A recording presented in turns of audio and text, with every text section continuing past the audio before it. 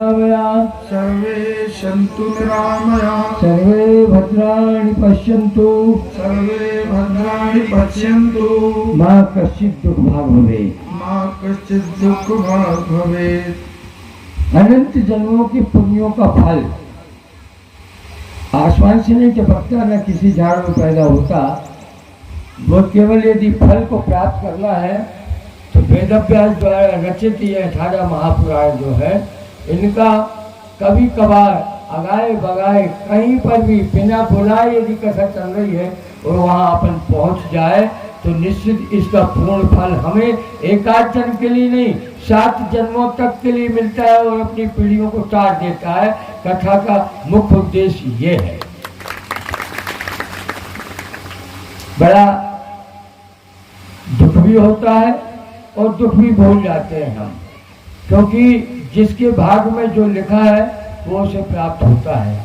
अब ये रामगंज की आबादी मेरे ख्याल से 1,500-2,000 तो होगी, 2,000। और यहाँ कितने लोग बैठे हैं, जिसमें कुछ बाजार के भी आके बैठे हैं, कुछ मेहमान हैं उनके वो आगे बैठे हैं, कुछ जाने आने वाले उनका चलो 10 मिनट वहाँ चेहरा दिखाया है पटेल साहब को तो उनको लगेगा हम आए हैं। कथा सुनी मतलब नहीं, अरे विचारणी विषय है। उत्तर से भगवान शंकर दक्षिण में अगस्त के आश्रम में कथा सुनने अपनी पत्नी के साथ गए। कितनी दूरी है? अगस्ती जी ने नहीं बुलाया था, उन्होंने क्या पंडित जी ने, अगस्ती जी ने नहीं बुलाया था कि शंकर जी तुम कथा सुनने आओ। परंतु वाह गजब किया, भगवान शंकर ने साफ पत्नी वो अगस्त जी के पास कथा सुनने गए। और अगस्त जी जीव हैं और भगवान शंकर ईश हैं, भगवान हैं। परंतु कथा का आनंद उनको भी लेना चाहते हैं वो, और अपनी पत्नी को भी दिलाना चाहते हैं। अब विचार करो कि 2,000 की आबादी रामगंज की है और यहाँ माताओं बहनें तो जरूर दिख रही हैं हमको, परंतु कुछ लोग घर में टीवी देख रहे होंगे, कुछ व्हाट्सएप चला रहे होंगे, कुछ अपना हिसाब किताब कर रहे होंगे। अरे दुर्लभ है ये क्षण, ये बार बार नहीं आता। इस क्षण को यदि त्यागोगे तो सबसे ज्यादा गरीब हो, दरिद्र हो। यदि अपनी दरिद्रता, अपनी गरीबी, अपनी मानसिकता से उच्चाटन करवाना चाहते हो, निस्संदेह आपको कथा में आना चाहिए। हम तो धन्यवाद देते हैं उस परिवार को जिसने एक आयोजन किया है, और ये आयोजन केवल उसको वर्तमान में लाभदायी नहीं है, पुनरपि जन्म पुनरपि मरणम की स्थिति से भी मुक्त हो जाता है आदमी। हम कहते हैं कथा कान में रुई लगा के यहाँ बैठ जाओ, मुंह से नाम भी मत बोलो, परंतु आंखें तो खुली रहेंगी, वक्ता का चेहरा दिखाई देगा, मंच पर रखा हुआ पुराण दिखाई देगा। जब बार बार सतत हम ऐसे आयोजनों में जाते हैं तो अपने आप अपने कर्णानंद खुल जाते हैं। ये बताइए, गाली गलौज जब होता है तो कितने लोग रहते हैं उसमें? एक दो, एक ने गाली दी दूसरे को, दूसरे ने गाली दी दूसरे को, या उसके परिवार के लोग जोड़ते हैं। परंतु जब कथा के आयोजन होते हैं तो कितने लोग आते हैं, कितने लोग सुनने के लिए तैयार रहते हैं। वाणी वही भी है, वाणी यह भी है, पर इस वाणी में वो लालित्य है जिसको जन्म जन्म मुनि जतन कराई अंतराम कह आवत नाई। जन्म जन्मांतर में भी यज्ञ भजन पूजन करने के बाद ये कथा ऐसी है जो जीवन के अनंत जन्मों की व्यथा का समापन करती है। अनंत जन्मों की, एकाध जन्मों की नहीं। और जिन जिन ने सुनी है उनका इतिहास हमको कथा के माध्यम से पता लगता है। कथा श्रवण करना आवश्यक है, कथा व्यथा मिटाती है। दूसरी बात,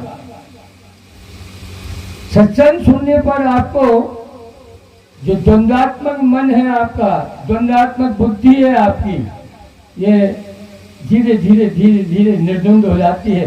अर्थात आप समतावादी हो जाते हैं, और समतावादी होने पर ममता सर्वत्र बढ़ती है। केवल ये नहीं कि हमारे भाई को कोई कष्ट हो रहा है तो हम उसका इलाज करवाएं। पड़ोसी में भी यदि कोई बीमार है तो आपके मन में उमंग आना चाहिए, तुम्हारे पास जो भी है तन मन धन साधन वो लगाकर उसको अस्पताल तक पहुंचाए, तब तो आप धार्मिक हैं, तब तो आप सनातन धर्मी है।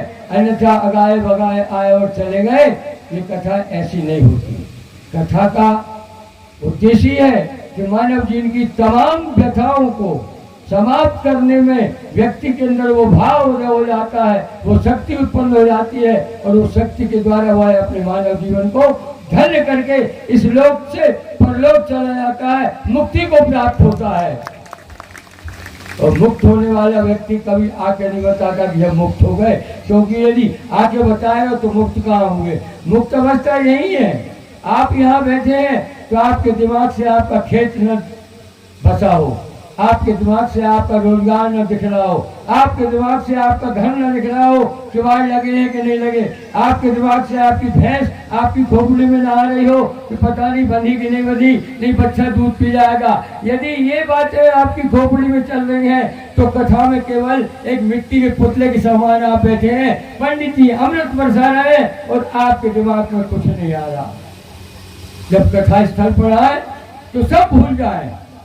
हम तो ये कहते हैं कि आप जिंदे हो या मोटा ये भी भूल जाए, केवल ब्रह्मांड में रहने वाला वो ब्रह्म आपके अंतर्नाद को स्वीकार करके आत्मा में प्रविष्टि प्रदान कर देगा और आप सहजी कथा का पूरा पूरा लाभ उठा पाएंगे।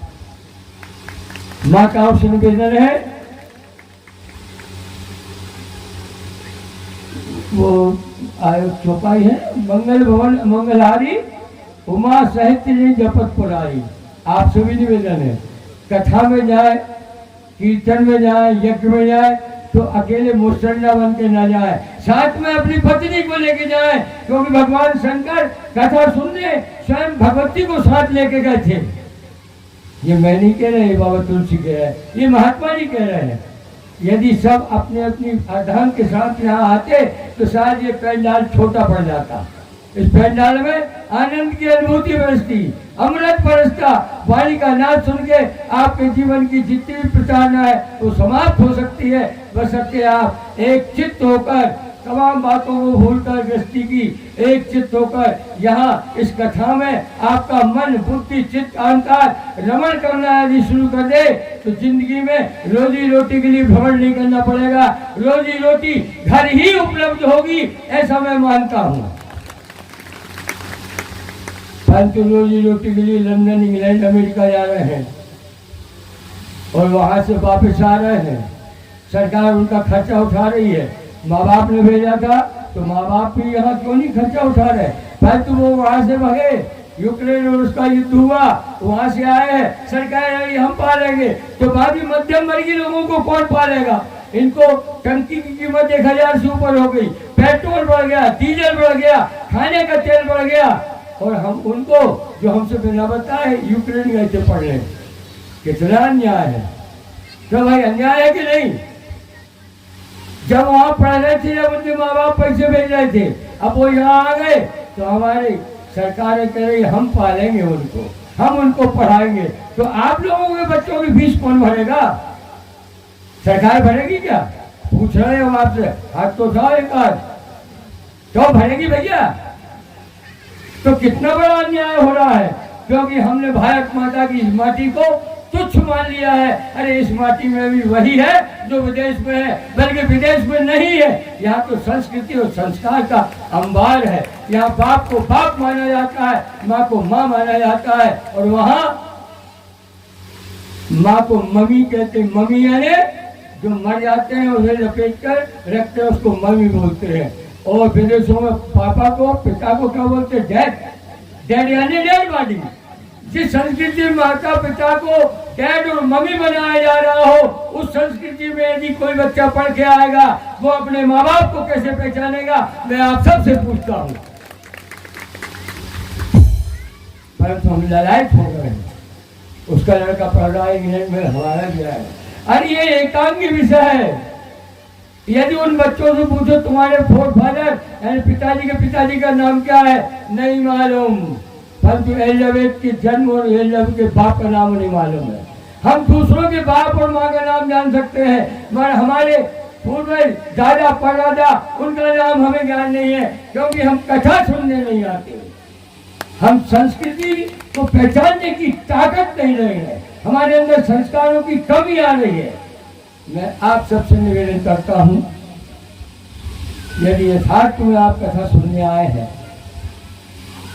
कथा को महत्व देते हैं, कथा में आप समझते हैं कि भगवान है, तो निस्संदेह बुलाने की जरूरत नहीं। शादी विवाह में कोई बुलाए, ठीक है, तुम्हें स्वाभिमान है। अरे जहाँ ईश्वर का नाद उत्पन्न हो रहा है वहाँ बिना बुलाए चले गए तो क्या अपमान हो जाएगा? सम्मान ही देगा परमात्मा कि मैंने इस मनुष्य को बनाया, इसके अंदर मेरे प्रति कितना लगाव है, मेरा नाम सुनने के लिए कितना तत्पर है, मेरे भजन को सुनने के लिए कितना तत्पर है, काम छोड़कर यहाँ आके बैठा है। भगवान धन्यवाद देगा, इंसान न दे, क्यों? इंसान तो स्वार्थी है, इंसान स्वार्थी है। कुछ ऐसा कर्म करो कि भगवान तुम्हें धन्यवाद दे, भगवान संतुष्ट हो कि मैंने मनुष्य बनाकर कोई गलती नहीं की। किसी के 10,000 के जूते देखे, क्या बता नहीं है, पैसा नहीं, गरीब है, दरिद्र है, 10,000। अरे उसको मत देखो, उसको देखो जिसके दोनों पाँव नहीं है, और फिर भगवान को धन्यवाद दो कि भगवान जूता भलाई नहीं है, मगर पैर तो दिए हैं हमें, हम विकलांग नहीं है। मगर हम दूसरों को देखकर अपने आप को बहुत गरीब मानते हैं, अपने आप को बहुत दरिद्र मानते हैं, अपने आप को बहुत पीछा जानते हैं। आप पीछे नहीं हो। आपकी आंख हम कहें बेच दो, कम से कम 1 करोड़ रुपए की एक आंख किसी को देना है, एक आंख बेचोगे? आपकी किडनी बिक रही है, बिक रही है, आपके हाथ बिक रहे हैं, आपका हार्ट बिक रहा है। अरे अरबों खरबों की संपत्ति एक तरफ, ये संपत्ति जिसका कोई मूल्य आप प्राप्त नहीं कर सकते, वो पाकर भी हम भिखारी बने कि हमें ये मिल जाए, हमें वो मिल जाए, हमें वो मिल जाए। इसका मतलब भगवान का अपमान कर रहे हैं। क्या पंडित जी, क्या जी? इसका मतलब भगवान का अपमान कर रहे हैं। कथा कोई फिल्म या थिएटर का खेल नाटक नहीं है कि 3 घंटे पैसे देके मनोरंजन करके आ गए। ये मनोरंजन नहीं है, ये मनोरंजन नहीं है, ये मन का समाधान करने वाली कथाएं हैं। मनोरंजन में तो पैसा भी जाता है और कुछ उल्टे उल्टे विचार भी अपन लेके जाते हैं, पर कथाओं से जब निकल के जाओगे घट पहुंचते तक तो आपके दिमाग में व्यास जी के मुख से निकला सब घूमते रहेगा और बार बार आप ऐसे आयोजनों में आओगे तो कर अभ्यास के जड़मती हो सुजान और रसरी आवत जात है। आगे क्या है? सिर पर परंतु हम तो अगाए भगाए केवल पटेल संतुष्ट कर वे आए हैं, कथा सुनने हमें नहीं, हमें कथा से कोई मतलब नहीं। पटेल हमारे यहाँ नहीं आए कोई कार्यक्रम। ऐसे सिद्धांत से यदि आके बैठे हो तो समय बर्बाद मत करो, घर चले जाओ, क्योंकि कहा गया है श्रोता वक्ता ज्ञान निधि। तुलसी की चुपाई ना महाराज, श्रोता वक्ता ज्ञान निधि और कथा राम के गुण।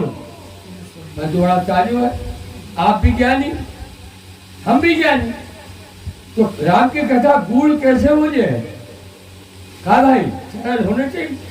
बाबा तुलसी कहता है श्रोता वक्ता ज्ञान निधि कथा राम के गुण।